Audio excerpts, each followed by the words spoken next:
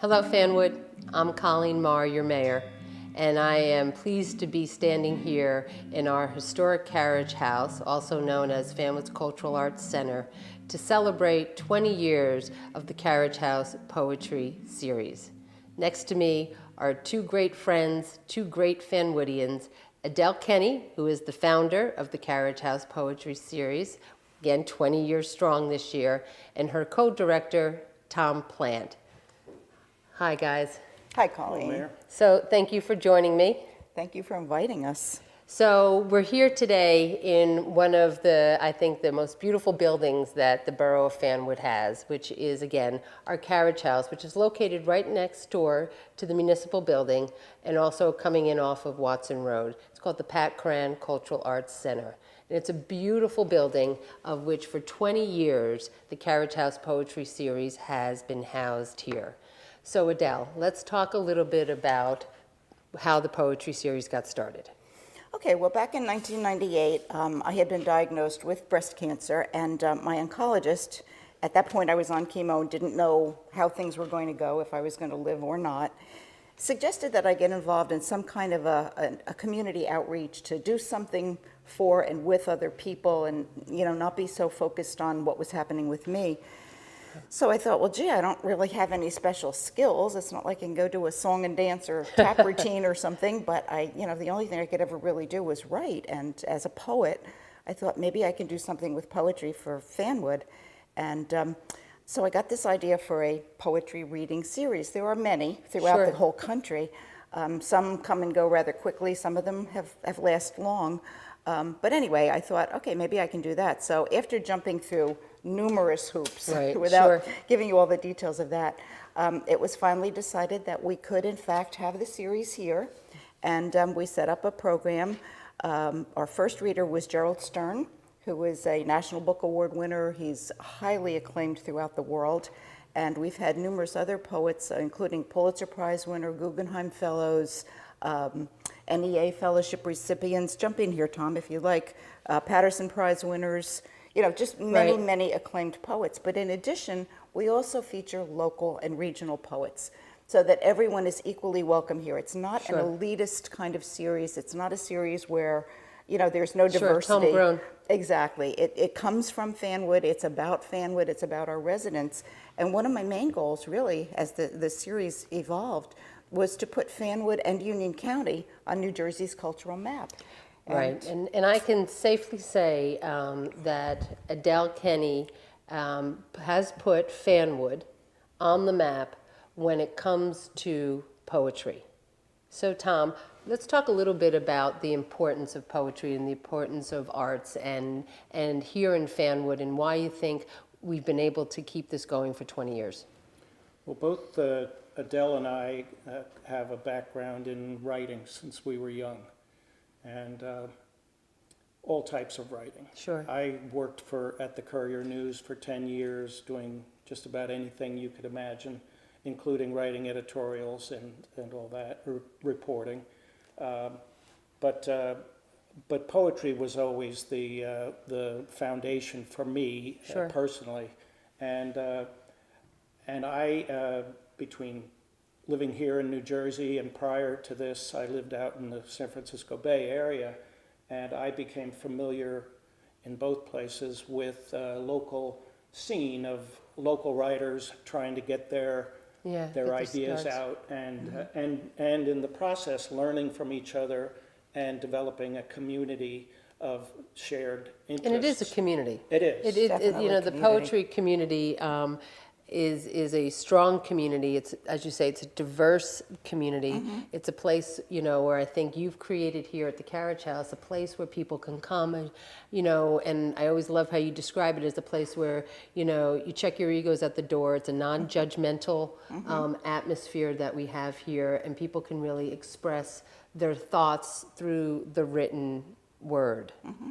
So talk a little bit about the readings that you have here. So over the 20 years, what's your schedule been like? All readings are held on the third Tuesday of each month at 8 p.m. here in the Carriage House. We don't meet in the summer months and in the coldest winter months. Sure. And other than that, our readings are, we have a kind of a program. We have our featured readers, and then we have a little break. And then we have an open mic where anybody who would like to can come up from the audience and share a poem of their own. So I imagine that over 20 years that you have pulled people from all over New Jersey, all over the country, both as a featured Absolutely, poet yeah. and also people who come here looking for a place to share.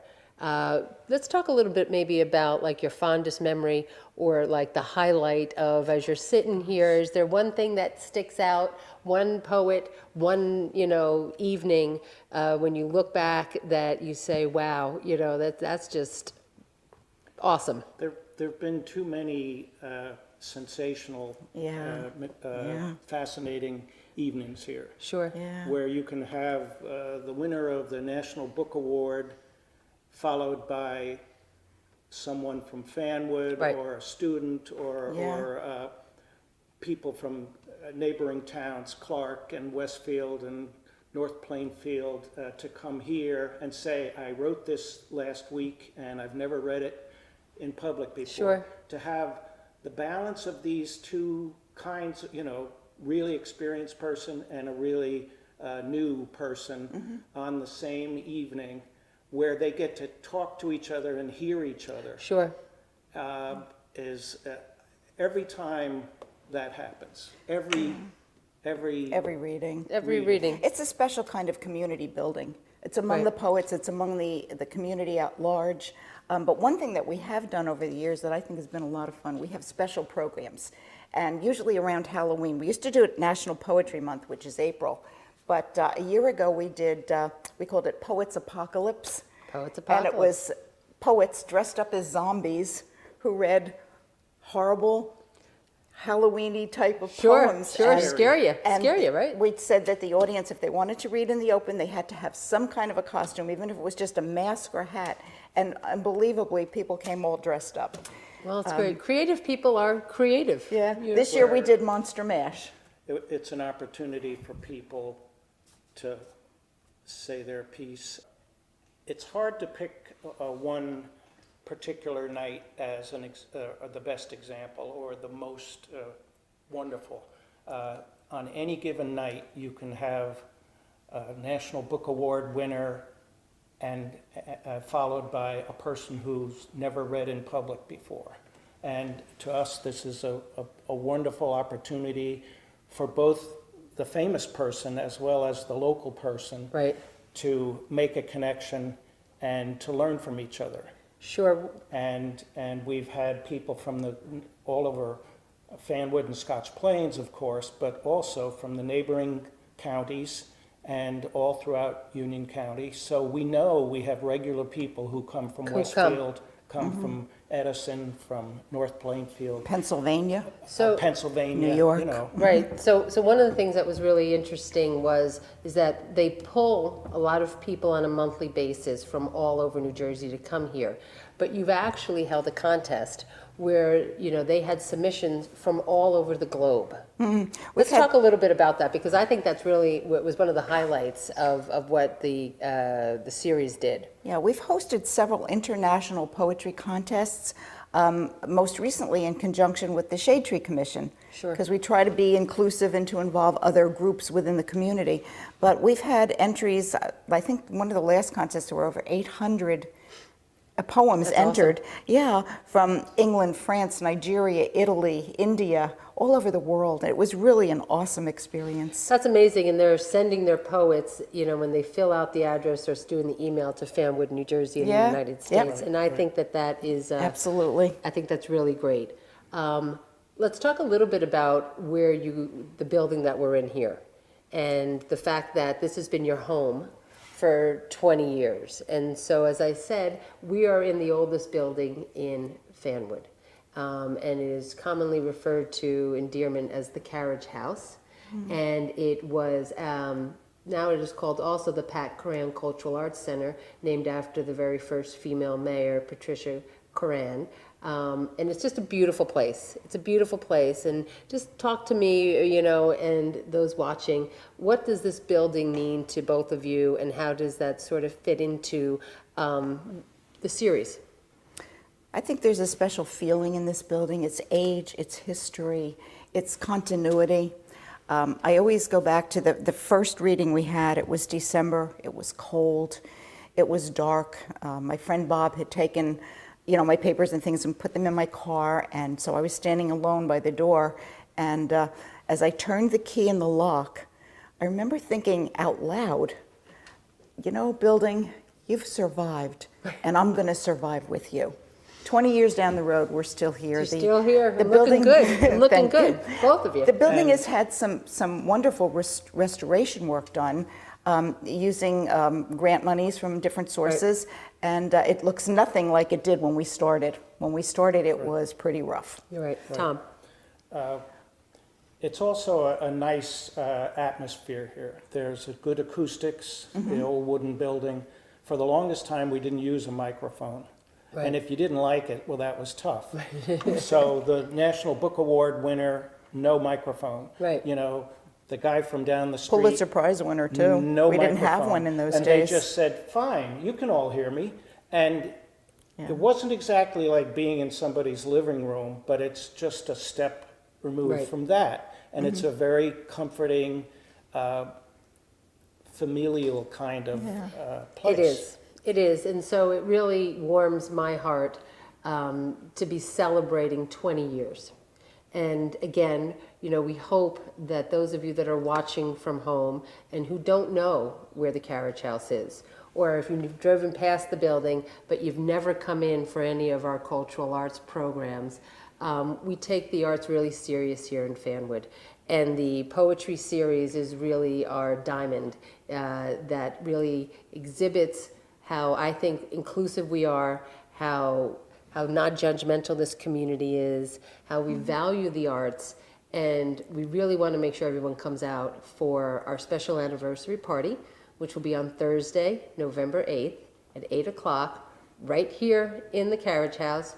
I'll be here, Adele, Tom, and so many family and friends that we've made over the last 20 years, and I hope we can count on you.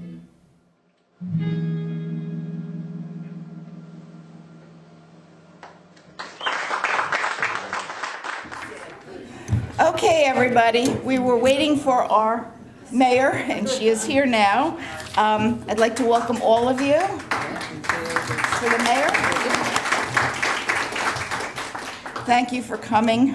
When I started this series back in 1998, I never guessed that we'd be here tonight celebrating 20 years. I tell you,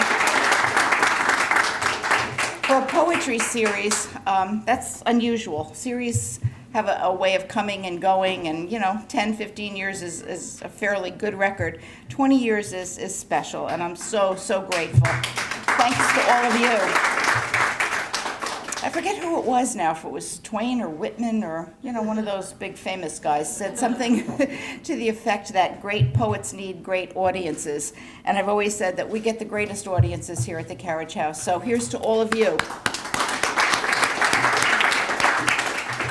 The initiative for this project started with a grant from the New Jersey State Council on the Arts, which was administered through the Union County Division of Cultural and Heritage Affairs. And over the years, with the support of Fanwood's mayor, especially this mayor, I have to say, I've worked with 3 different ones, and our current mayor is far and away the best.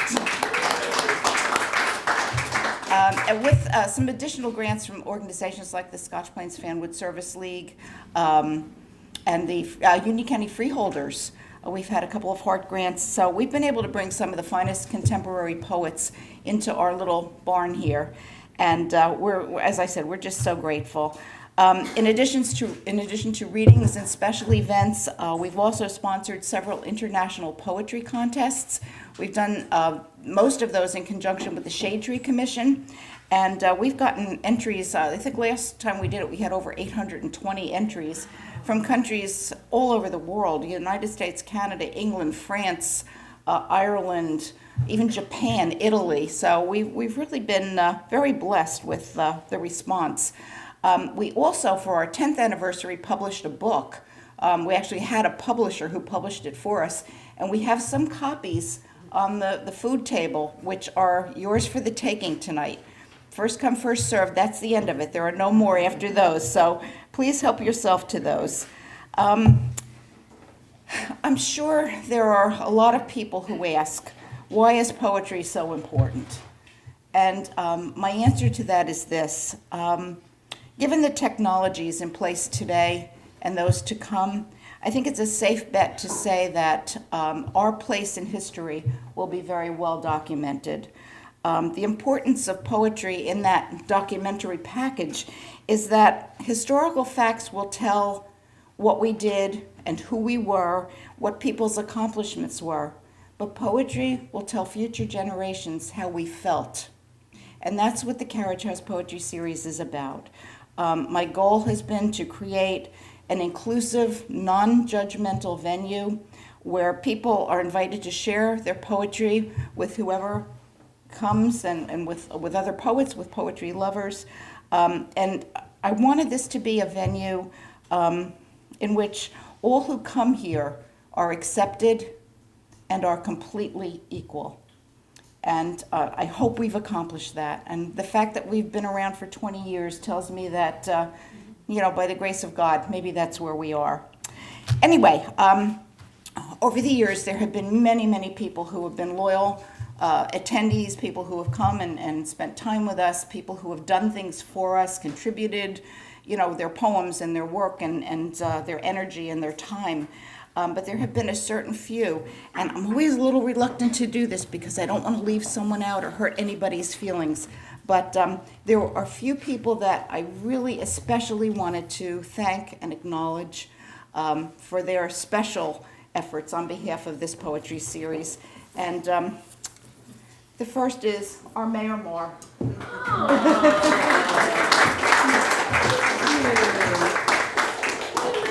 She's always handing out, recognition and all sorts of things. And we figured it was time for her to get something special from us. Thank you. And then also, she's not here, Tricia Solardo, who has been, I can't tell you how many times a month I call her and say, Tricia, how much money is left in our budget? Can you please give me a recap of what's left? So I will save that for Tricia. And then third, over at Borough Hall, is a lady who I always tease her and I say, I always tell people if I want to get something done, I call Pat Hoynes. So Pat did our PowerPoint show tonight, and I'm always grateful to Pat.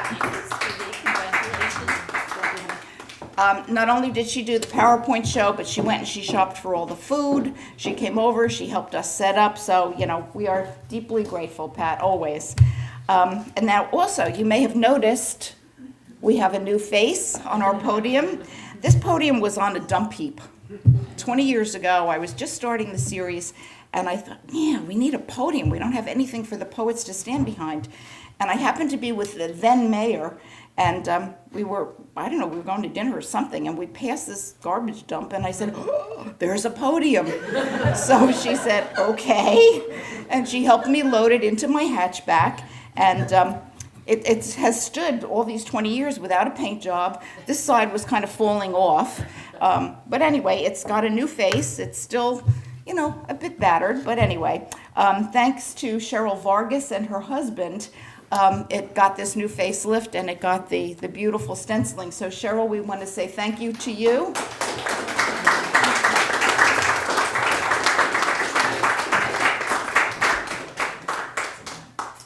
Cheryl keeps thanking me, so now it's my turn to thank her.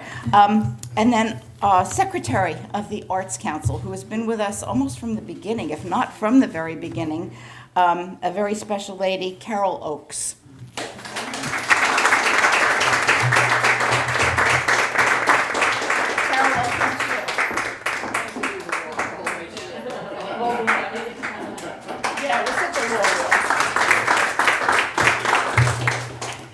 Now this one is a special thank you to someone who came to us, 10 or 12 years ago, I'm not even sure, but he has rarely missed a poetry reading. He's here. He's always offered to contribute, to help us in any way. When we had our haiku night, he provided some liquid refreshment that was appropriate to the occasion.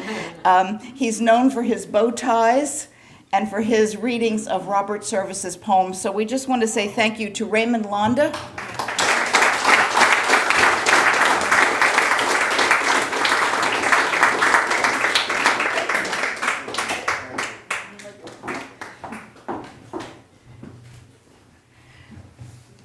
We take the Carriage House family very seriously. And then our next person that I just want to say a special thank you to is a member of the Arts Council. He too is here for every reading. He reads in the opens. He has gifted us with poems for special occasions. And of course, I'm talking about Gary Zelk.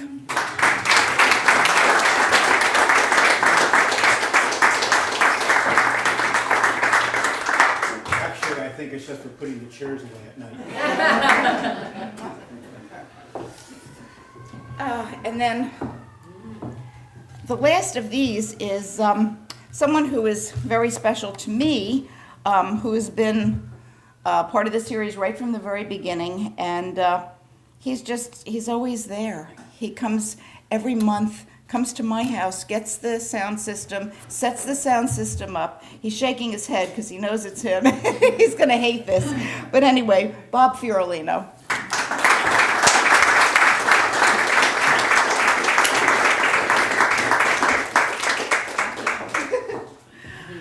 Okay. And now, this is a very special one. We didn't get the mayor's signature, so sometime before you leave tonight, we got to get you to sign this. This is a special acknowledgement to someone who has been part of this series, again, right from the beginning. He's done so much. And it's also by way of congratulations on 30 years of continuous publication of his poetry journal, Exit 13. He's the editor and publisher, and he's home-based right here in Fanwood. He's co-director of the Arts Council. I always think of him as my poetry partner, and I love when his wife refers to me as his poetry wife. I'd like to read this. It says, the Carriage House Poetry Series and Fanwood Mayor Colleen Marr recognize, commend, and congratulate Tom Plant for invaluable dedication and service to the Carriage House Poetry Series, 1998 to 2018, and for 30 years as publisher and editor of Exit 13 magazine, 1988 to 2018. So Tom, why don't you come on up?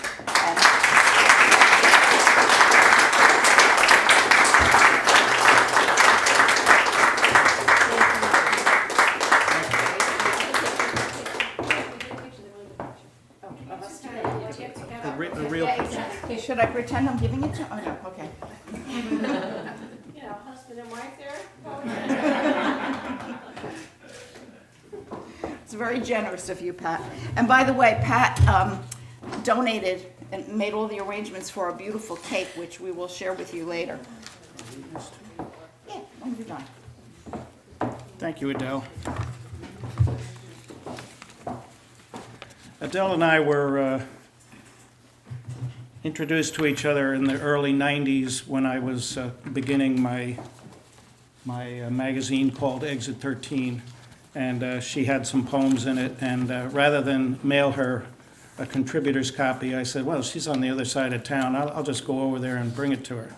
We hadn't met at that point. We corresponded like everybody did back then, remember? And so I rang the doorbell, and she came to the door going, who's this? You know? And I hand her the magazine, and I say, you're in it. You know, bye. Off I went. So anyway, we've known each other for a long time, and when she told me she had talked to the mayor and had an idea for starting a reading here, I said, oh, that's great. Tell me how I can help, you know, I'll be there, you know. And at the time I had switched jobs, but I was writing a lot of press releases and stuff like that. And I said, oh, I'll do some press releases. We'll try to get some excitement going for this, you know. I was excited myself. So 20 years later, we're still doing it.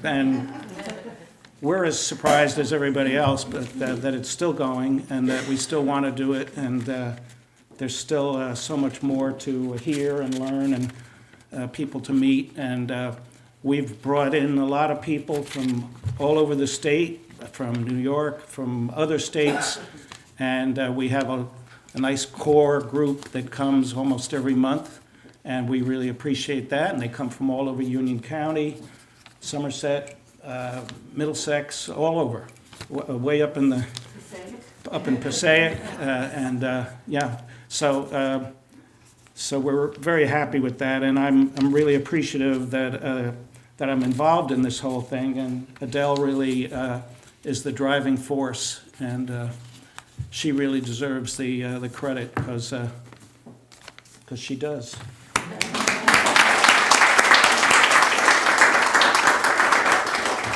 And we had a pact ever since the beginning that we wouldn't read in the open mic, and it wasn't about us. It was about we were doing this for everybody else, and we agreed to that. And we've stuck to that.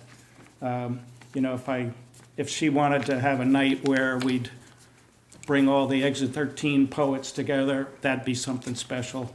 And we've done that, but otherwise we kind of provide the space and welcome people in. So we're really happy to do that.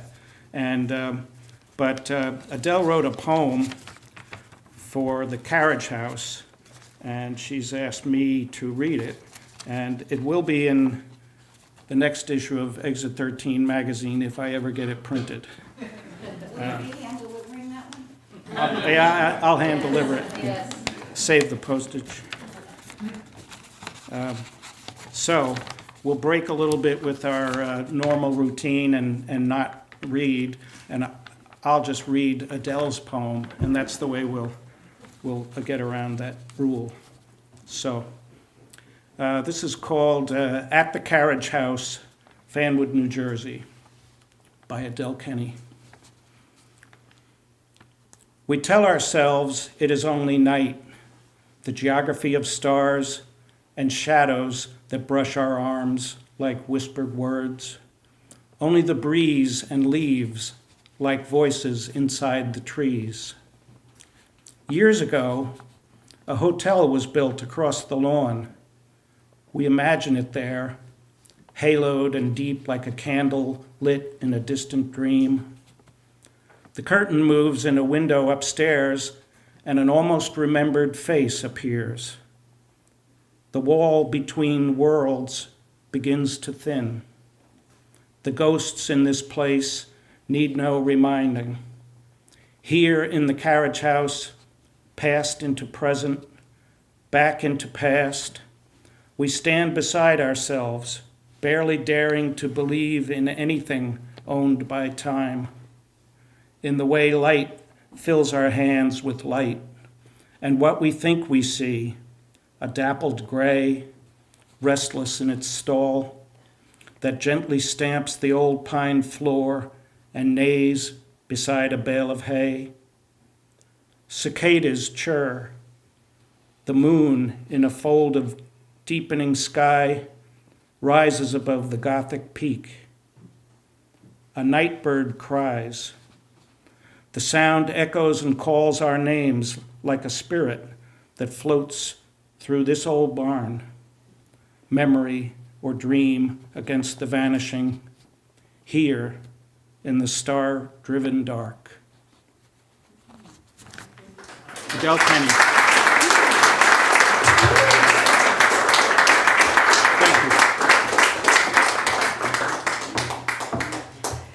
Yeah, Tom and I try not to read our own poems here, unless, I always say, unless we're in costume, then we're allowed. Okay, right now I would like to introduce our mayor, Colleen Moore, and she'll have a few words to say.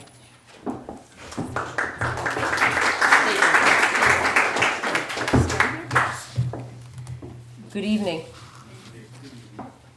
20 years. 20 years here. So thank you. Thank you for coming out tonight. whether this is maybe your first, second, third, fourth time, or maybe you've been here for 20 years. This facility, this old barn, this carriage house, is such a special place for the borough of Fanwood. It is who we are. It is where we came from. Our history in Fanwood has always been tied to the train station, the railroad. It is what brought people out from the city into the country. And to make sure that this building is still standing, and not only is it still standing, but it's beautiful. And is someplace that I always encourage people to come.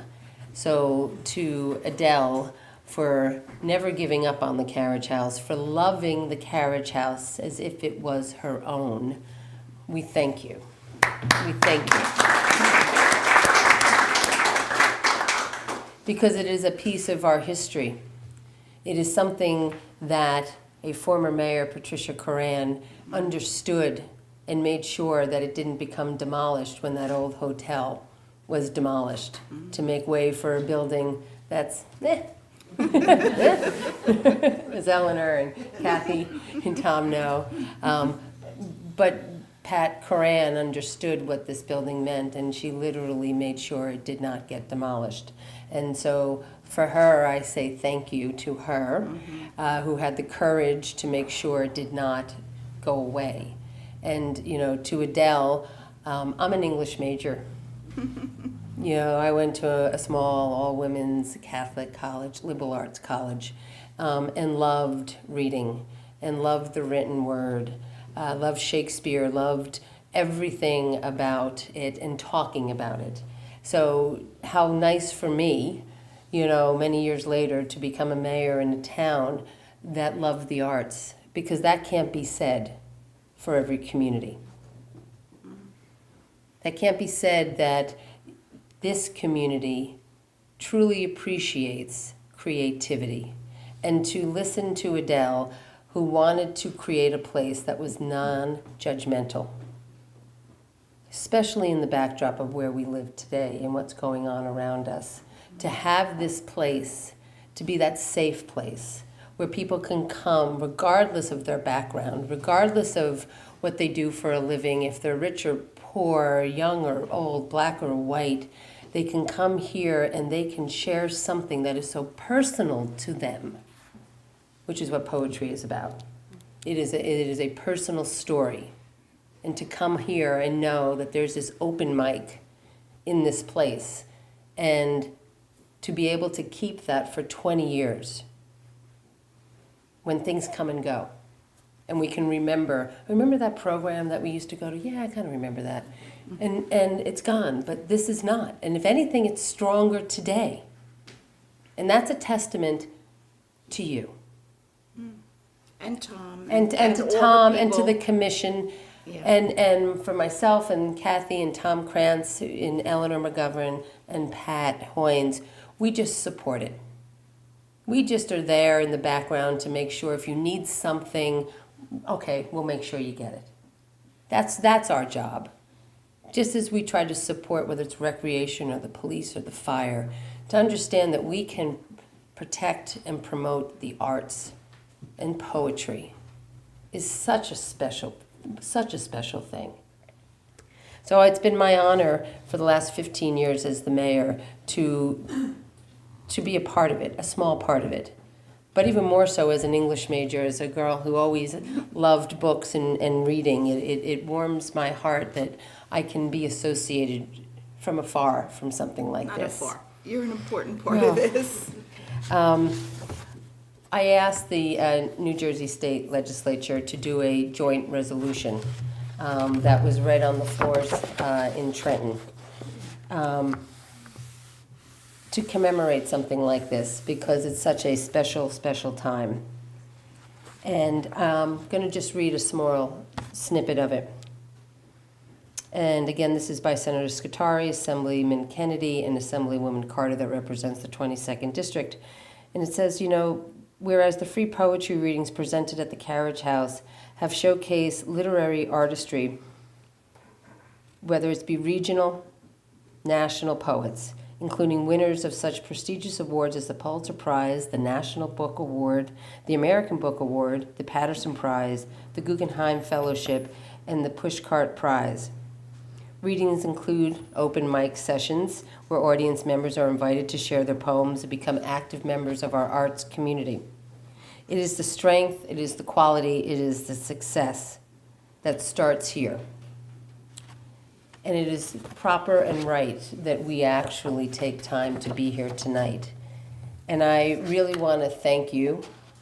It is my honor to be your friend outside of this. But this is a legacy, and when we leave this earth, right, we want to make sure that we leave a footprint behind, that we were here, and to understand that you have contributed to our legacy and to our history, and meet, Tom along the way, and you meet Pat, and we look out and Gary and all the people that are here, that we see each other, but we're bound by the love of the word. That's a really special place. So I want to thank you for inviting me in tonight, and to know that I hope for another 20 years of the poetry series here. And we love you. We gifted her with our Poet Laureate of Fanwood, which is, again, another special honor, because there aren't not many communities, and I don't know any, with Kathy Mitchell, who made sure that this happened, that we treasure Adele and what she does. And so we have our own Poet Laureate of Fanwood, and it is Adele. And that is something that we are really proud of. So thank you. Thank all of you for coming tonight. And I just really look forward to, many more opportunities for us to be together. Thank you.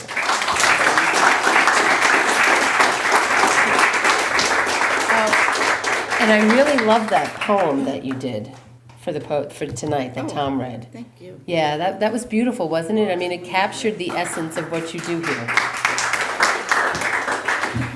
Oh, now you know why she's my personal hero, right? Okay, what we're going to do now is we're going to take a very, very teeny tiny break so you can refill your glasses or get a bottle of water, get a little food, come back and munch. There's also a sign-up sheet that Karen did for us, because I forgot to make one tonight, to sign up for the open, because we're going to end this with a big old open reading. Anybody who'd like to share can. Did anyone else want to say anything? Raymond, you said you wanted to. Would you like to come up now?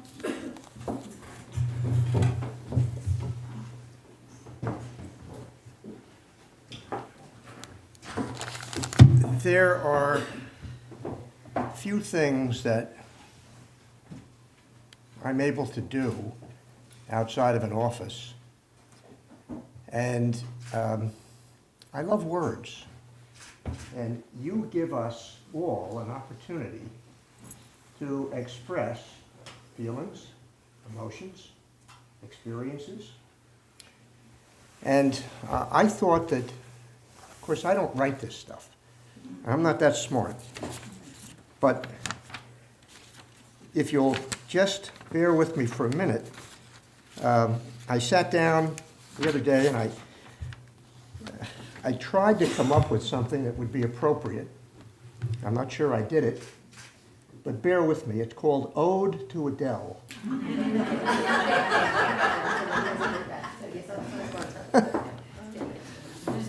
Yes, so that he doesn't look back. Show you my years, I've got to put on glasses. The loyal fans of Adele Kenny, after 20 years, are many. Adele, you bring to the Carriage House in Fanwood joy and pleasure which no one else could. Your zest to educate and entertain has taken off like a fast-moving train. The community which you serve so well owes a debt of gratitude to you, dear Adele. Your dedication to the poetry of others makes us feel like your sisters and brothers, a sort of family environment you create, and in nautical terms, each of us is your mate. You are the captain of the ship of rhyme, and when I see you every time, I have a greater appreciation for nouns and verbs and alliteration. Although my own participation in monthly meetings is relatively new, I find that I attend them mainly because of you. So please continue to bring us together all months of the year and regardless of the weather. May you have good health and tenure here for another 20 years. I hope this jingle reaches the mayor and council's ears. Obviously, Robert W. Service I am not.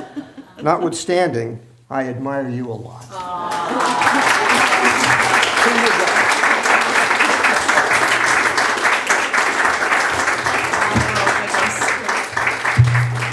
Raymond Londa, you know, this is a little humbling and almost embarrassing because the last thing I ever wanted was for this series to be about me. I do a poetry blog, and I don't write about myself on the blog. I always said it's not an about me blog. I want it to be about people who love poetry.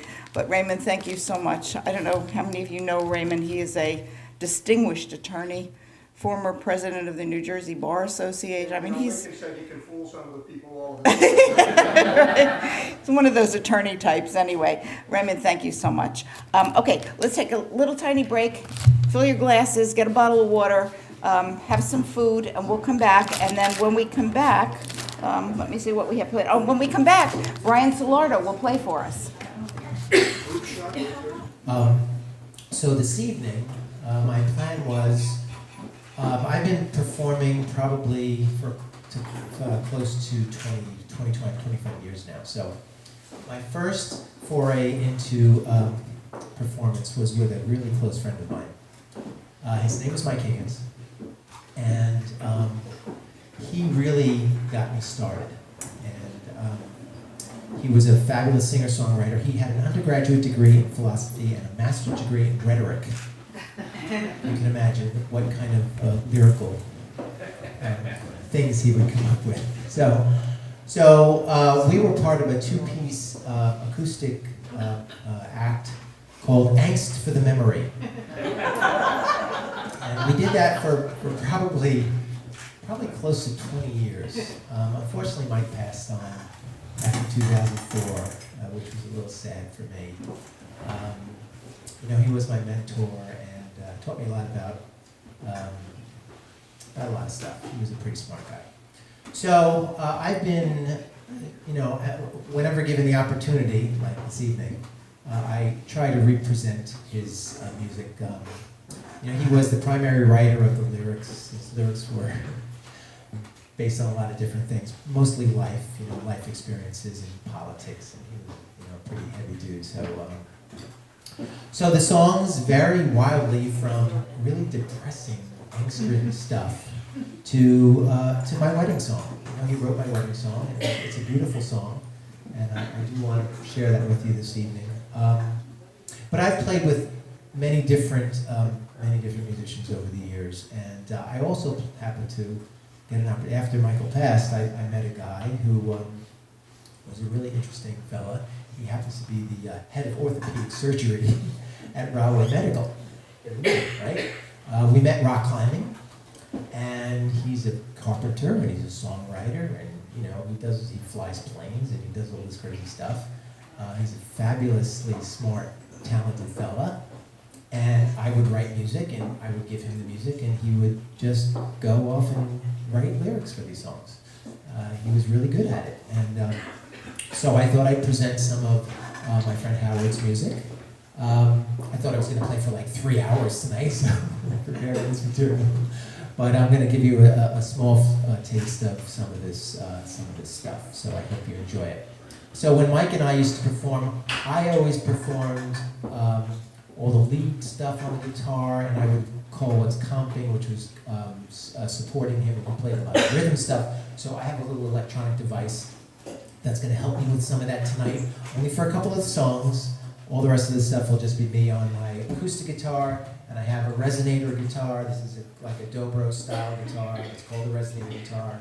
It really sounds awesome, so I'll play some slide with this guitar, and I'm sure you'll dig the song. So I'm going to start off with a song called No Doubt, which is one of the first blues songs that Mike shared with me. and he really got me into blues. Blues is one of my favorite styles of music today. So this is called No Doubt, and I'm going to go to my loop station to help me with this song. So I hope you enjoy this.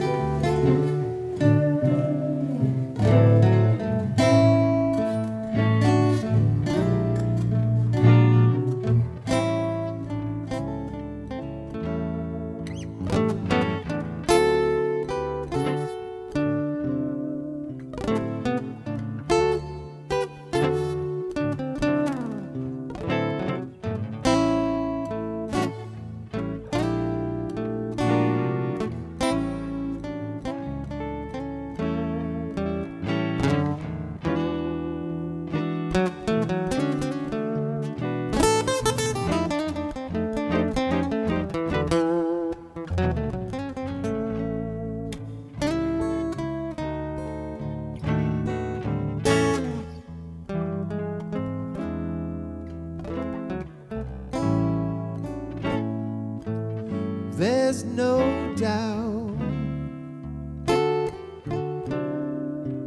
in my mind today.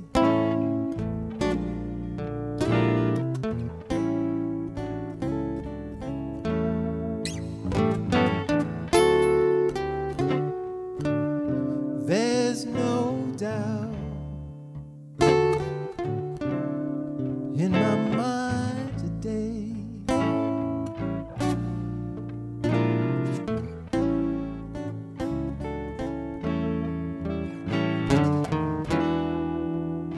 I know for certain just why I feel this way.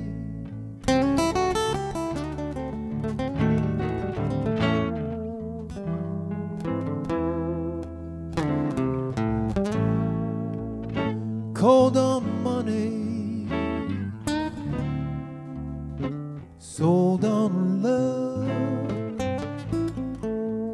looking for guidance from above. I don't need nobody.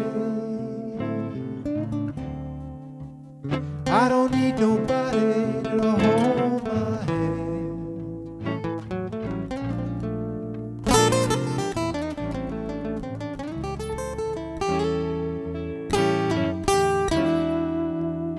You hold the keys to love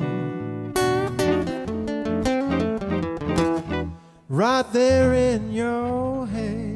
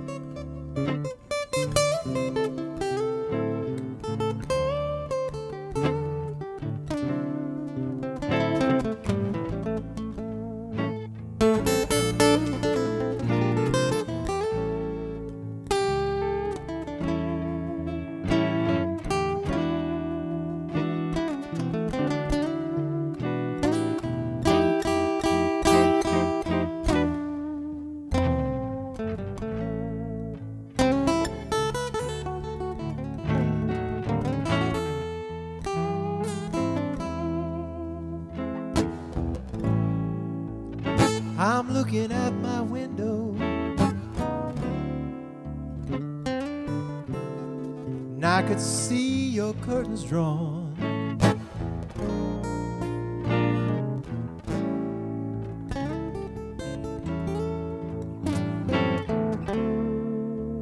I'm looking at my window,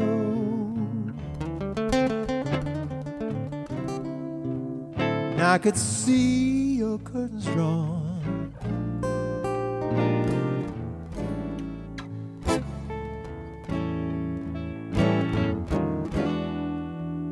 You know know they've been that way, baby, ever since the day I've been gone.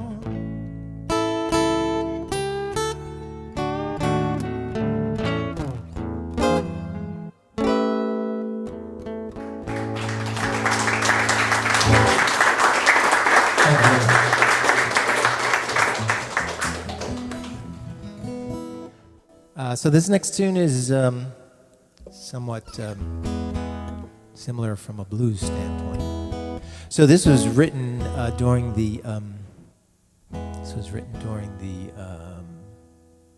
think the Bush presidency days. So there's a lot of a lot of things you can read into the lyrics. They're sort of, you know, metaphorical to some degree. So sometimes I didn't know what he was bringing me, so we sort of went with it. But this is called Two Men Walking, and you take from it what you will.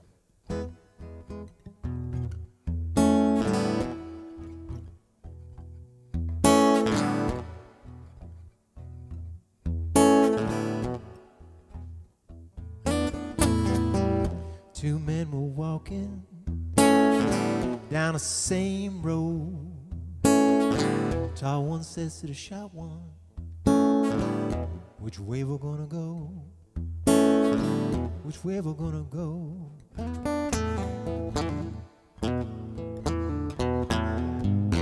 They'd been out walking for more than just a day.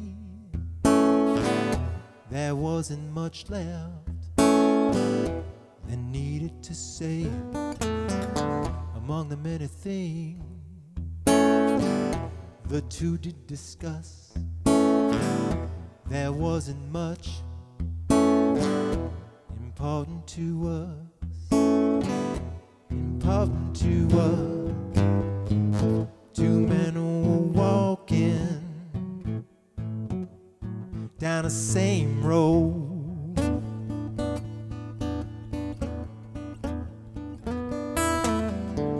Tall one says to the short one, he said, well, which way we gonna go?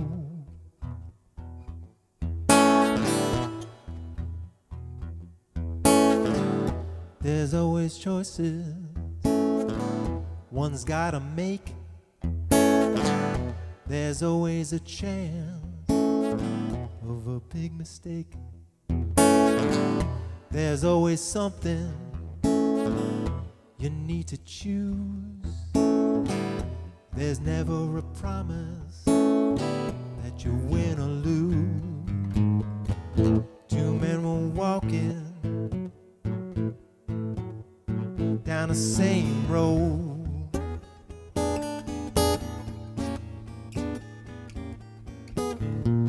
Tall one says to the short one, he said, well, which way we gonna go?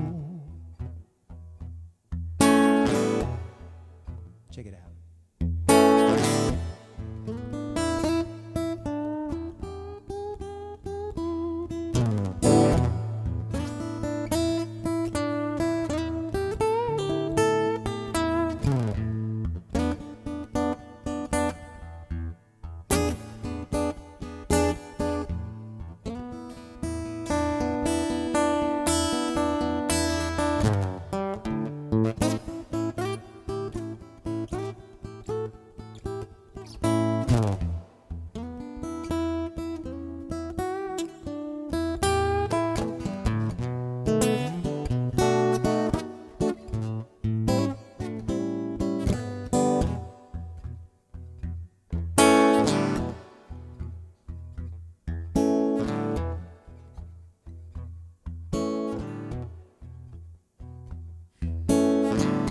I ain't going back to the middle of the road.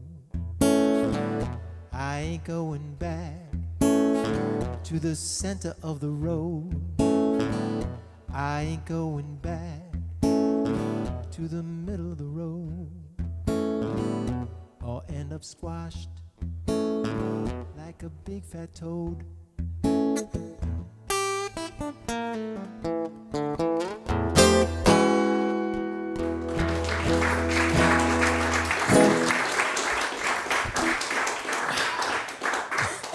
Thanks so much. So one of the challenges of playing my friend Mike's songs is he wrote a lot of lyrics. One night, I would actually, on one of the open poetry nights, I'd love to come and maybe read through one of his rants because they're fabulous. They're just so loaded with rhetoric. So I missed a verse on that song because there's so many words in the lyrics, so I apologize for missing that verse, but I'll get it next time. So I'm going to play a love song now. I'm going to play the song that he played at my wedding 20 years ago. And I've since played this song for other people's weddings because I just think it's such a great, beautiful song. It's called When We Touch.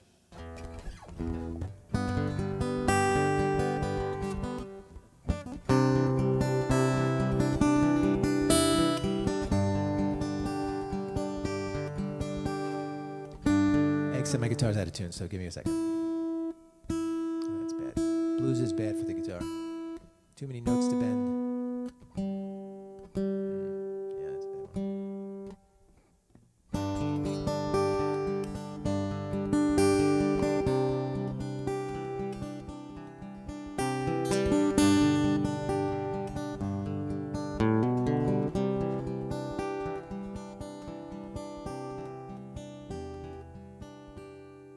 You'll never be more than everything. I knew that when we met. You'll always know how madly I love you. You'll feel it when we touch. You're as sweet as autumn sunshine, as cool as summer rain. When the wind blows your smile my way, I get so excited. Think about love, then I say your name.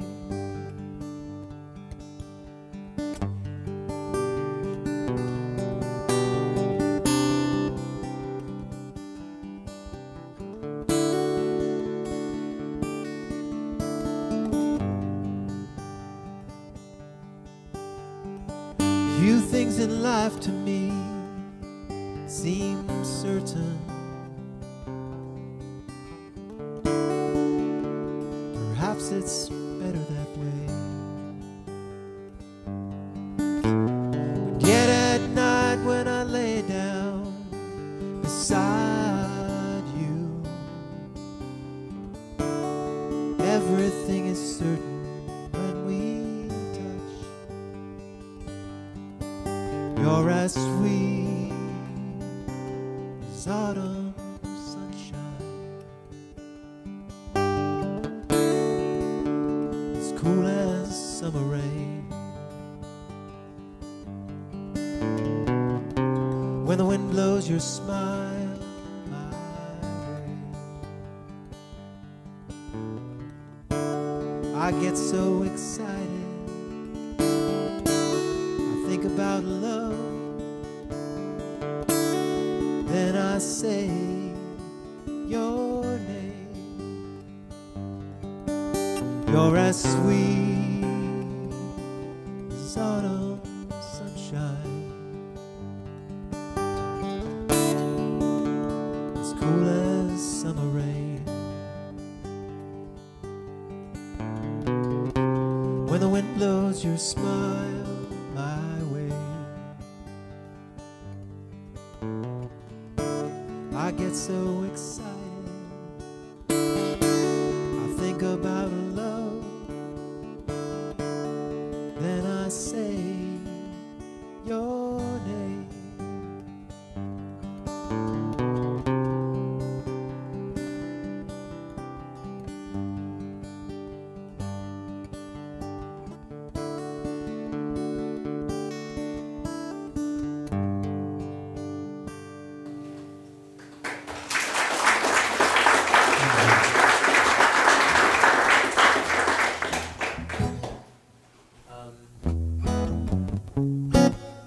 This is a fun song.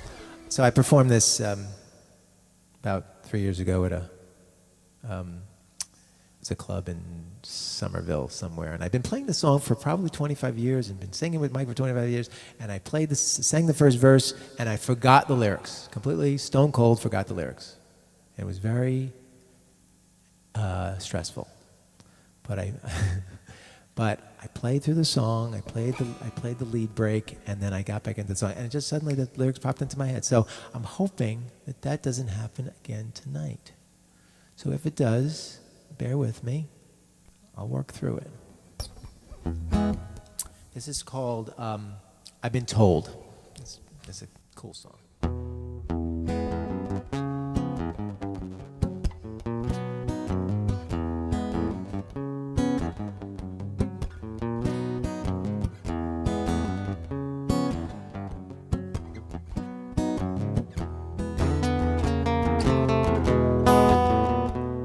I've been told by a preacher, I've been told by a judge, I've been told when to sit down, I've been told not to budge, I've been told about heaven, I've been told about hell, I've been told about Rome and the Liberty Bell, I've been told about politics, religion, I've heard from earth. Well, I threw in my pennies, but I never saw the worth in it, I guess. That's why I'm sitting here singing this song. I've been told that there are some things I'll just never understand. I've been told to make sure to shake the right hand. I've been told by those experts who all disagree. I really liked Einstein, but he was too heavy for me. I've been told about politics, religion, I've heard from birth. Well, I threw in my pennies, but I never saw the worth in it, I guess. That's why I'm sitting here singing this song.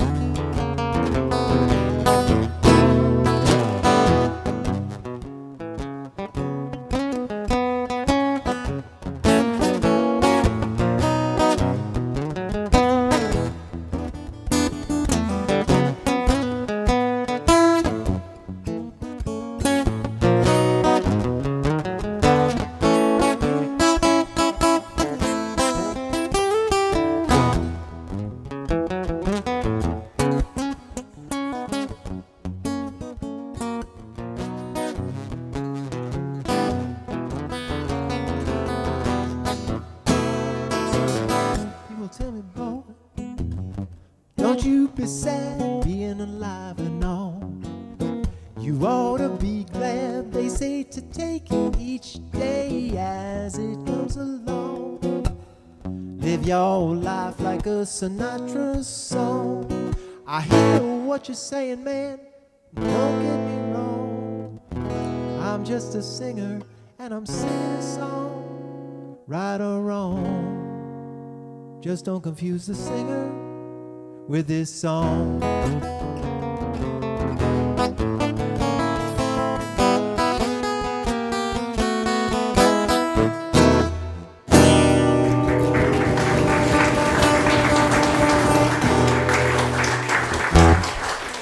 Thank you so much. No, that was good. I felt comfortable. I felt the good vibes coming off the crowd. That was awesome. So I'm going to do another Mike Higgins tune, an Thanks for the Memory song with the dobro here, because it's really a fun song to play and it sounds really cool. So give me a sec, I'll swap the guitars here.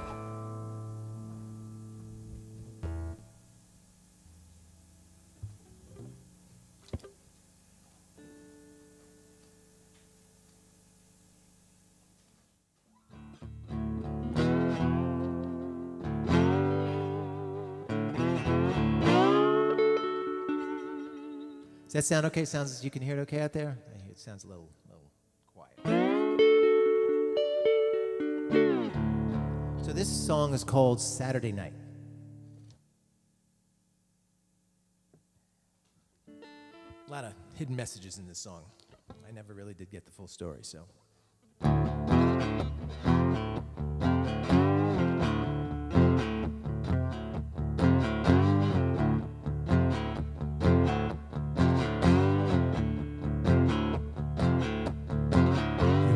Saturday night and the sun had long been down. There wasn't a single soul awake or asleep for miles around. Out of the shadows of a moonlit road came the sound of an automobile. It was far and black and deadly fast. One of the best of its class.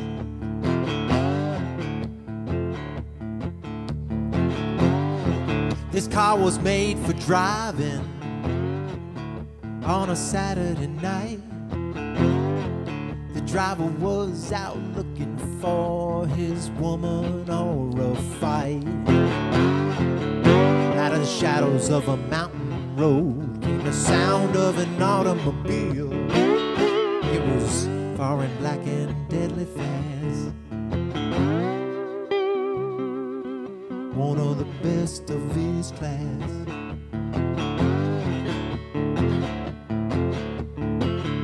Well, that road leaned heavy down into a turn. You could hear the tires crying and smell that rubber burn.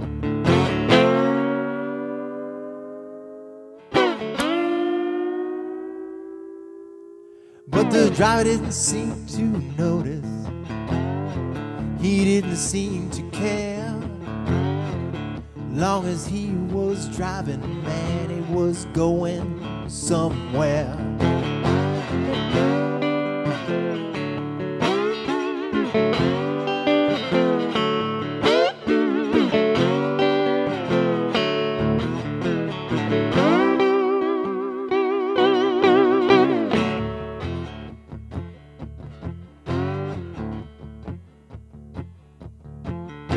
Well, up ahead on the side of the road there was a sign that said, "Where will you spend eternity, friend?"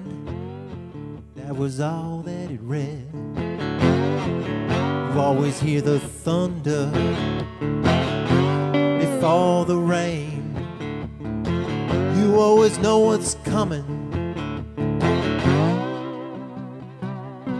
Pleasure or pain.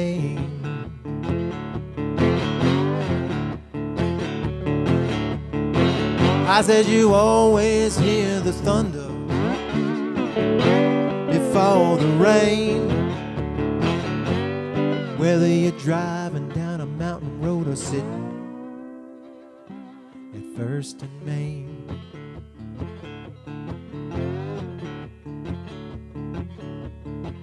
It was a Saturday night.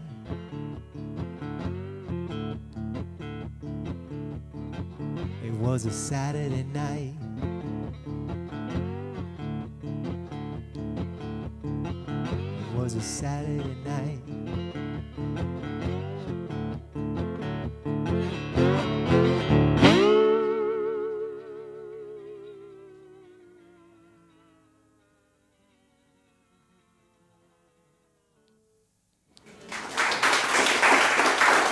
Thank you so much. A couple more songs? One more song? Okay. Wow. All right. I'm gonna play a cover song. I hate playing cover songs. I'm gonna play a cover song. I'm gonna play a song from John Fogerty. Anybody know who John Fogerty is? Right? So he put out an album called Blue Moon Swamp. Does anybody know an album called Blue Moon Swamp? So he wrote a really beautiful song with the slide guitar. And I play it for my wife all the time, and she likes this song, so I thought I'd share it with everybody tonight. It's really pretty. It really kind of represents a real love for someone. So I hope you enjoy this song, because I love this song. It's called "Joy of My Life."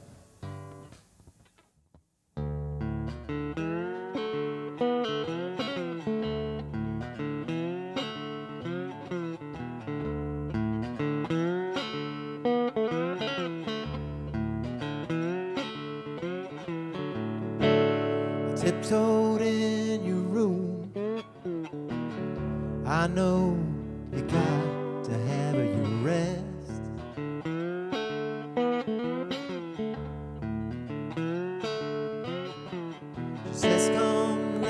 beside me.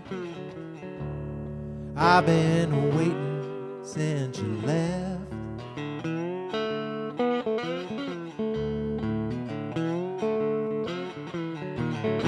She's sweet to me, must be the luckiest man alive.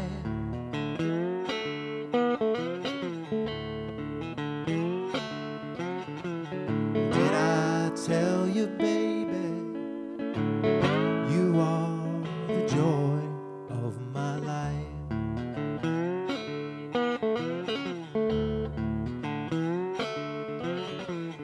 First time that I saw you, ooh, you took my breath away.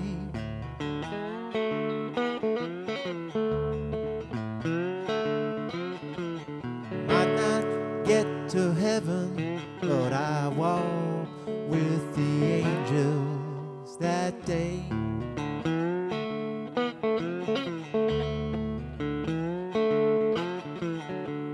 She's sweet to me, must be the luckiest man alive.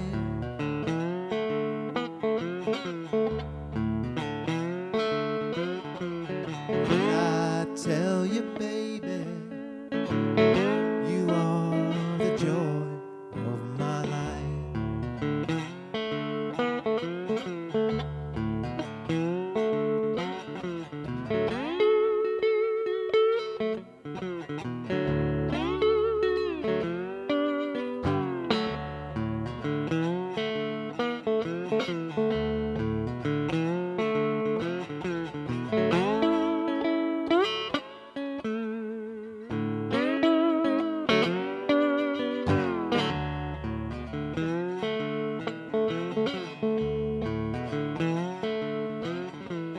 Some may have their riches, and some may have their worldly things.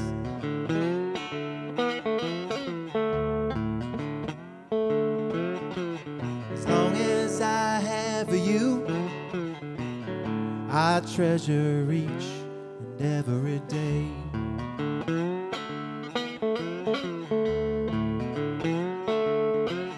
Just take me by the hand. I am the luckiest man alive.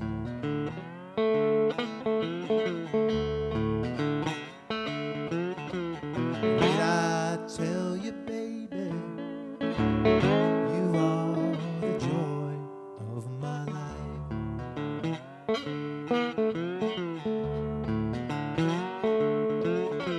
Did I tell you, baby, you are the joy of my life?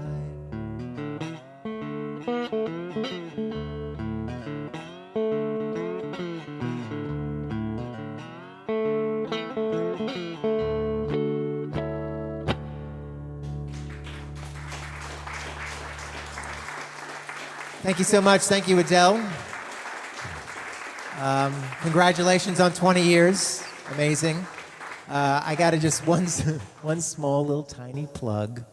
The Fanwood Performance Series. I just have to plug it because I'm here. So I run the Fanwood Performance Series, which is the music series which I think complements the poetry series to some degree. We run our shows the second Saturday of the months of April, May, and June, September, October, and November.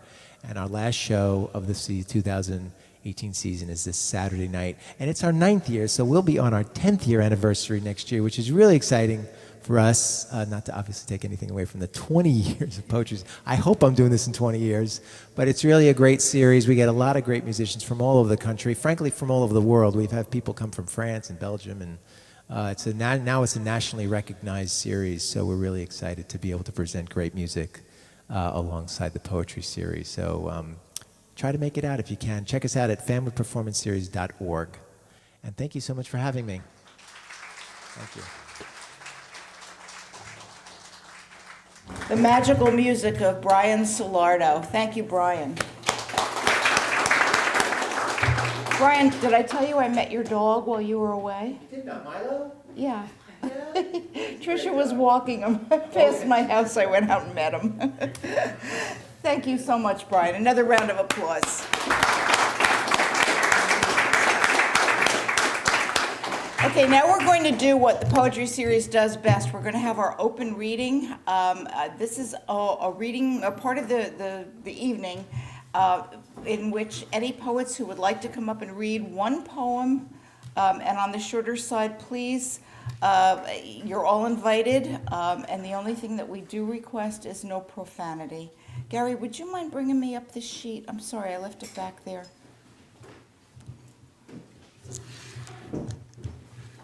Thank you. Winner is. And the winner is, okay, now the way we do this is I read the names of the open readers in groups of 3 so that I'm not up and down and back and forth and in your face all the time. So we're going to start with our first set, which will be our little buddy Daniel Ramos. Danny was the first a young poet who read in our series. He was only 10 years old when he featured here, and he's an amazing poet. So Daniel Ramos, his mom, Karen Lee Ramos, and our good buddy, Tony Grunwald.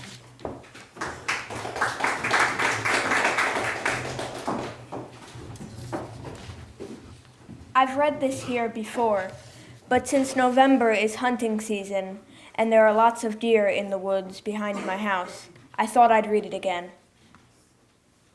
Talking heads.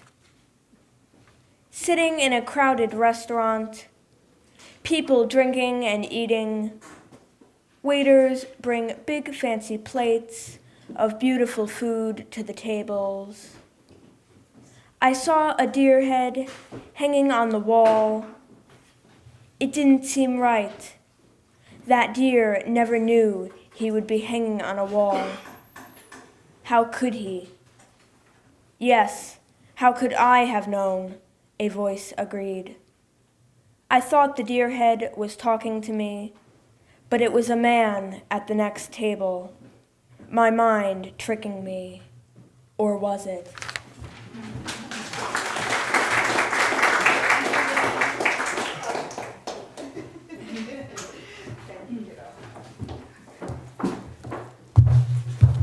This kind of goes with the musical guest. This is Drainage Ditch Blues. Passed up by every car and pickup truck, we walked 10 miles of blistering asphalt. That road, all that stood between us and the promise any highway has to offer. On the edge of a catch basin, your plaintive voice echoed through the cavern of sewer pipe. As dust, raised from the last car, powdered my sweat-soaked skin with a new layer of grit. Thank you, Karen.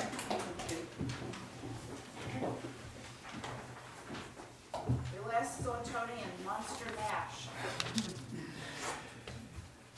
There's a series that they have in the New York City subways called Poetry in Motion, and I saw one simply called Subway by Billy Collins, and I started thinking about it.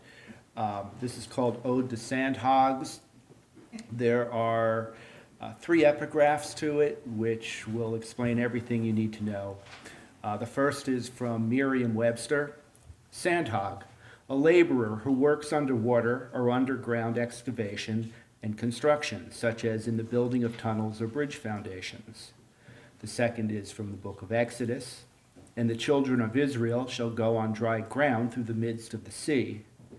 And finally, from the Sandhog Union website, when Moses parted the Red Sea, there was a couple of sandhogs there.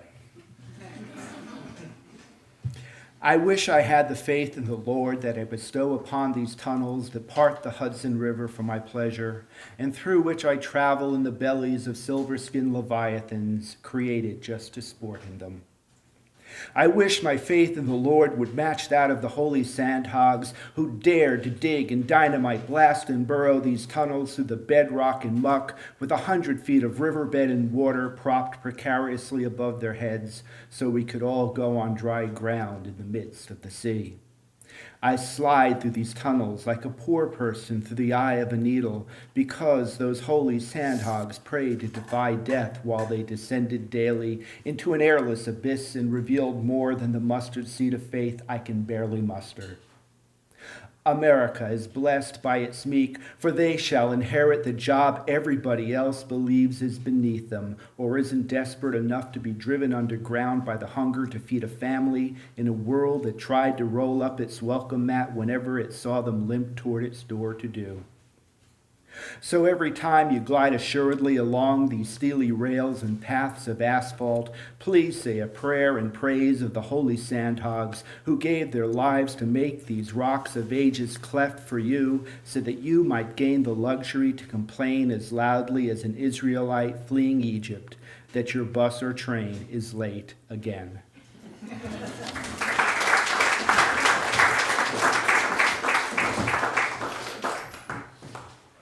This is called a Kitchen Help West Egg. I wrangled the topsy-turvy of the cross Bronx to the straight line of the Long Island Expressway. $40 to my name.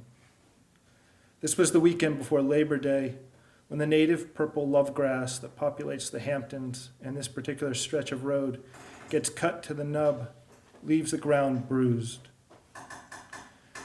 Alicia served as cook to a wealthy foreign elite and his tennis pro friend. I was relegated to the kitchen area with the dogs. Exotic peppers lined the sill and moss-covered terrapots, the vines of which crawled up the window pane and created a kind of broken light. It colored Alicia like a Sautine painting I saw once. The dogs, loyal at her heel, waited patiently for scraps that never came. Marco, racket in hand, sauntered into the kitchen, kept offering me things as if they were his to give. He asked me about every kind of writing I didn't write, so I worked poetry into the conversation. It's a dead art, isn't it? I wanted to tell him the tennis pro is the first to die in a murder mystery, a thriving genre. We walked the private beach that afternoon. Alicia peeled a mango with a knife, passed it from her lips to mine, bared her teeth when she wrapped her mouth around my chin.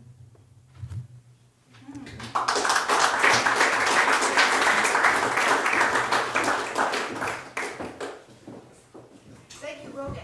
This is your first time here, right? It is. Oh, you'll come back.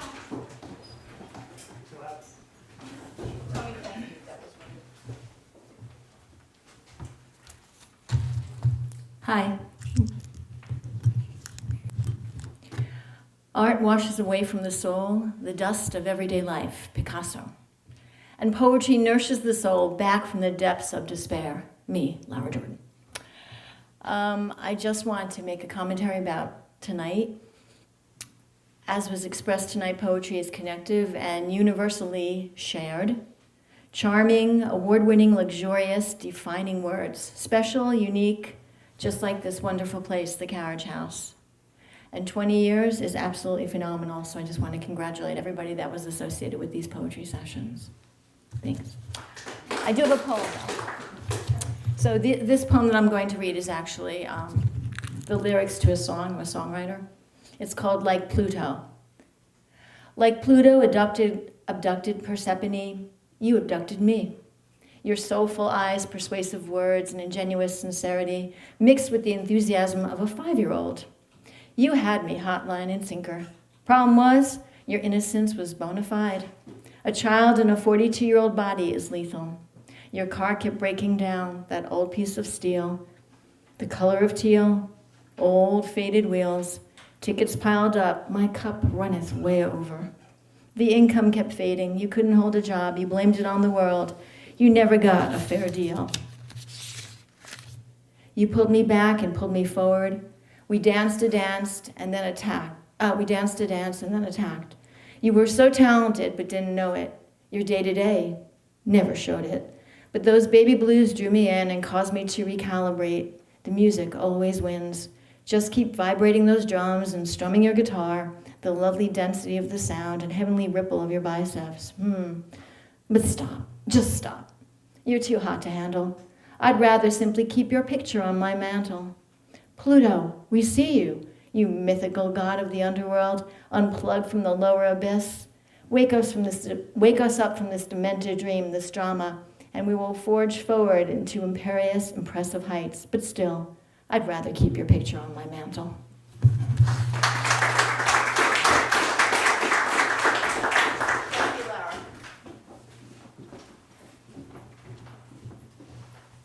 Cheryl, by the way, is the lady who painted the podium for us and did all that beautiful stenciling. Good evening. Forever Young. Big Sister, a titled episode. Let me try that again. Because I have somebody in the audience that surprised me by showing up, so thanks for that. Forever Young. Big Sister, a title bestowed upon me. A mere 22 months after my debut into this world. Caribbean blue eyes, unlike mine, complemented by a gentle, warm, adored smile, my brother's face. I was crazy about him. Innocence protected our childhood in a world deprived of acceptance. He was my buddy, my confidant, and partner in mischievous shenanigans. We grew up in a time when okay, you are not allowed to come here again. small mindfulness fueled, okay, I can't even do this.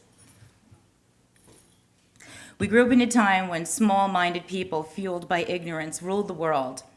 I became a quick study, acquiring the necessary techniques to provide my brother and protect him against verbal spews of hate that was wielded at him. Cruel words, accepted by society today, no longer politically correct. Imbecile, retard, stupid, idiot, moron, and feeble-minded.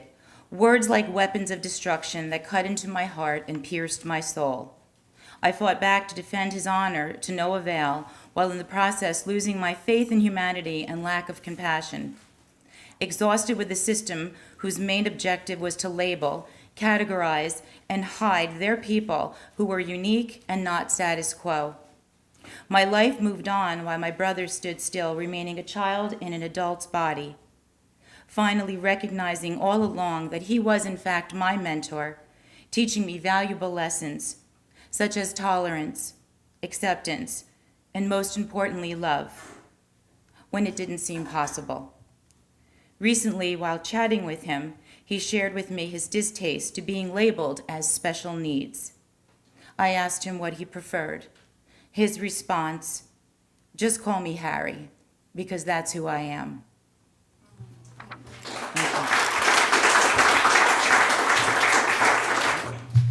Usually I bore you with my translations, but tonight I'll read a poem of my own, and it's appropriate to the occasion. It's called Ode to Poetry. The poet carries with him his own forest fire, set ablaze by an objectless desire, as he directs his restlessly metric feet to an unmapped journey he must complete. His only way out to go up in smoke, sneak into the sky, and up there invoke the freedom of birds and flying insects. That's the story his poetry reflects. Every poem is a smoke signal sent into the human forest in a sacrament, not an alarm to the fire brigade, but neither is it oil on the fire laid to gather in a crowd of adoring eyes. The torch of poetry is not a disguise. The poet only roams his own forest fire to find a name for his object of desire. A poem is a fancy fault in the crust of everyday life, and therefore a must. It's a forest we may never come across, yet without its call, we'll be at a loss.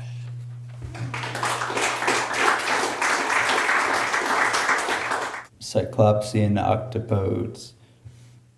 The lonely lunar loon is alone on the only lagoon on Saturn's second smallest moon.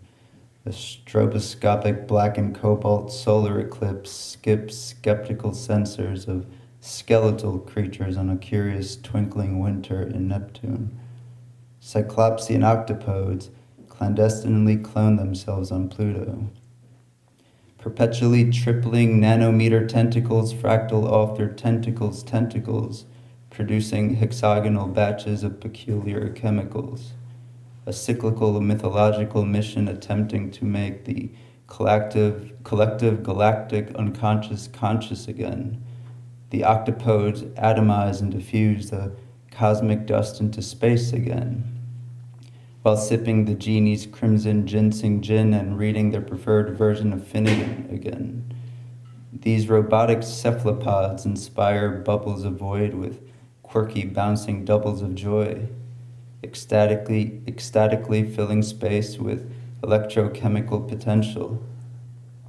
A gravitational wave chirps past Earth. Curious courtesies gaze at stars, longing for secrets and molecular keys. Thank you.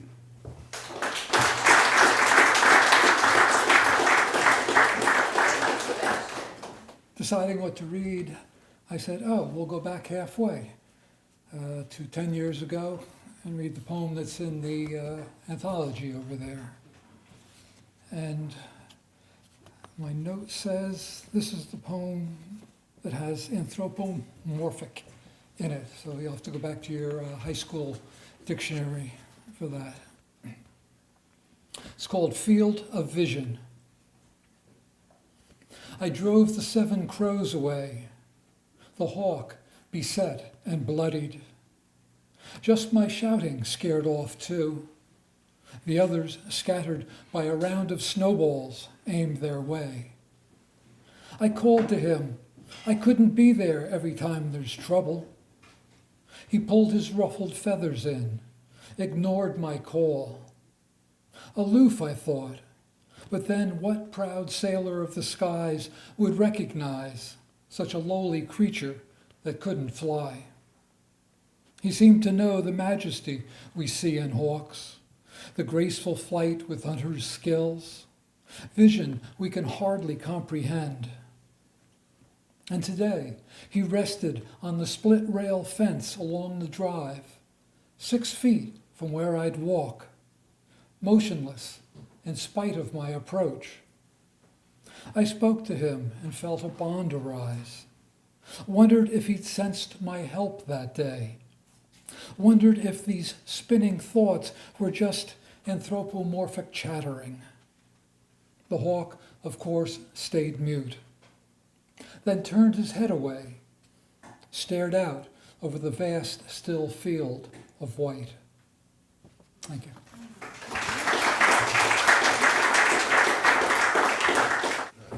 Congratulations so much, and thank you so much. I'm going to do a poem by William Butler Yeats, The Song of Wandering Angus, in which Angus is an Irish hero who falls in love with a woman and spends eternity chasing her. It's a pretty familiar story.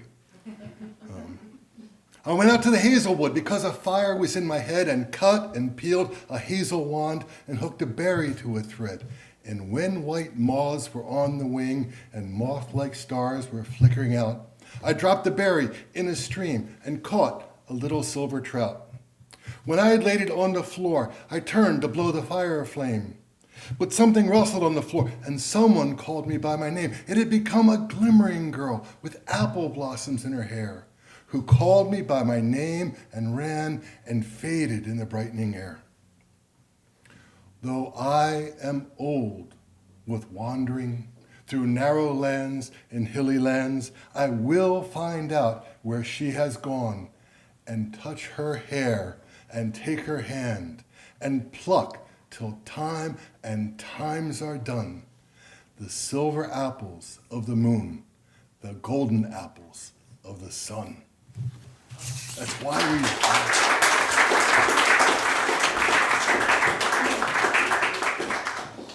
I hailed me a woman from the street, shameless, but oh so fair. I bade her sit in the model seat, and I painted her sitting there. I hid all trace of her heart unclean. I painted a babe at her breast. I painted her as she might have been if the worst had been the best. She laughed at my picture and went away, then came with a knowing nod, a connoisseur, and I heard him say, "'Tis Mary, the Mother of God."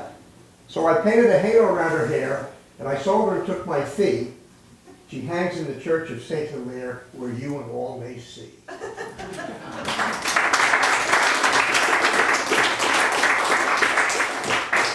Well, good evening, everyone. Did I get all the blue icing off my lips? I can tell who had. Okay. So, yeah, well, 20 years. When Adele said it was coming up on 20 years, I said, "Oh, can I?" And she goes, "No, you cannot read Zombie Love." So, but in any case, wow, 20 years. I don't quite got back 20 years, just right about the time we moved to town. And it wasn't until a couple years later when, as Adele said, they had some of those national poetry contests, and I actually got a third place in one on a poem about my daughter. And that really, spurred me on, and I have been coming ever since. How many people here go back to the 20 years? Anybody here, 20 years ago? Raise your hand, it's okay. Okay. How about who was here at the 10-year celebration? Okay, a little bit more. Well, and before I go on, the mayor had to leave, but it was under her administration that this building actually got some decent air conditioning and heat. So you can thank her for that. So anyway, so we go back in time. It's wow, 20 years. And I'm thinking 10 years ago we did this, and sometimes it seemed like a long time ago, and sometimes it just seems like just a couple years ago. Daniel, how old were you 10 years ago? 2? So you were probably walking, but maybe not so much talking. And No, he was talking. He was talking, okay, all right, a few words. Well, here it is, 10 years later, and Daniel's an amazing poet. And we have many years to look forward to his poetry and everybody else. So thank you all again for being here. And so anyway, so I couldn't read Zombie Love, but Adele did say that 10 years ago you wrote a nice poem about the 10-year anniversary. Maybe you can do one for the 20th. So here's our try at that. 20 years at the Carriage House, or a drop in the poetic bucket of time. How do bits of infinity coalesce to moments, and those moments adding up one by one to form seconds, then minutes, then hours. The hours become days, then weeks and months. We blink, and those months become years. And we all cry how quickly years accumulate and pass. Beyond our grasp, to some place we do not know, where even the best of memories struggle. But as time travels, we travel with it. Though the journey is different for all, it is the journey that makes the difference. In those years, whether serene or tumultuous. In this carriage house, those years have passed too, and we fortunate ones have traveled with it. 10 years ago, we talked about the dust in the rafters, of its secrets and ghosts and other mysteries. 10 years ago, we celebrated the magic of words, of poets sending forth thoughts and feelings, desires and regrets, confessions and dreams, deep-seated pain of death and life and hope. 10 years of word dancing in the carriage house, an endless stream of moments drifting into time. When we enter this place, it becomes a time machine that takes us everywhere in life's experience. In the 10 years since, a rainbow of poets have appeared. Those whose words so soft we strain to feel the lightness of tranquility touch our minds. To those whose bold loudness bounce off the walls to penetrate deeply within us. Though many dozen featured poets who have captured the essence and existence from lives lived long and hard, to the very young who dazzle with eyes and minds in which innocence and open souls see a world with promise. And 10 years since, hundreds of open poets with words as poignant and touching as any have graced the podium, some hesitantly, others confident from recurrent performances. The time machine that is the Carriage House has brought us poets from beyond the grave to show us what is and what is not different, that words can be felt over many centuries.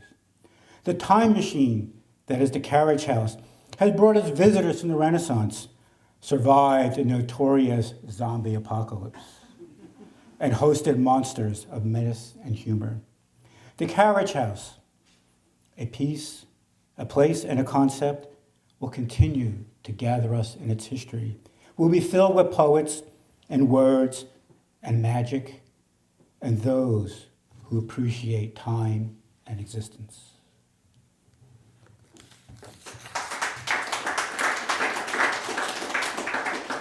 And I know at the beginning of a poem, if you have some wise words from somebody else, it's an epigraph. What about if you have it at the end? It's fine. In this case, postscript. With many thanks from the poets who have been here and those who have yet to appear, to Adele and Tom, who have kept the art and magic of poetry alive and well.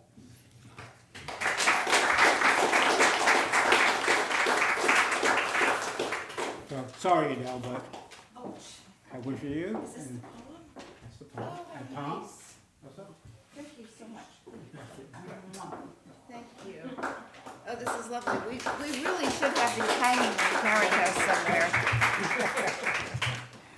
Thank you, Gary. Is that yours? Yeah, so get myself out of here. Oh, maybe I'll fall over it and hurt myself. Let's have another big round of applause for Daniel Ramos, Karen Lee Ramos, Tony Grunwald, Rogan Kelly, Lara Jordan, Cheryl Vargas, Paul Sohar, Sebastian Gallegos, Dutch, John McDermott, Ray Londa, and Gary Zelk. Thank you all. I just want to thank again my partner in poetry, Tom Plant. I mean, there have been times when we came in here where there was no heat, it was freezing cold, before these renovations were done, before anything in this building was restored, and Tom would be in the bathroom literally scrubbing the toilet, running home to get toilet paper, just so that our guests would be comfortable. So Tom, thank you. He doesn't get nearly enough credit, but he really is a wonderful, wonderful part of this poetry family. Thank you all for coming. If there are any copies of the book left, please take them. This is the end of the press run, and I would rather have them go home with you than to see them sitting in a box in my house or Tom's. So please take them. To all of you who have honored us tonight, thank you. Have a safe trip home. We will start up again. We take our winter hiatus. We'll start up again in February. I never know the date. It's the third Tuesday in February, and it will be our annual Sweetheart Night with the incredible poet Gretna Wilkinson. So please be here. Happy holidays.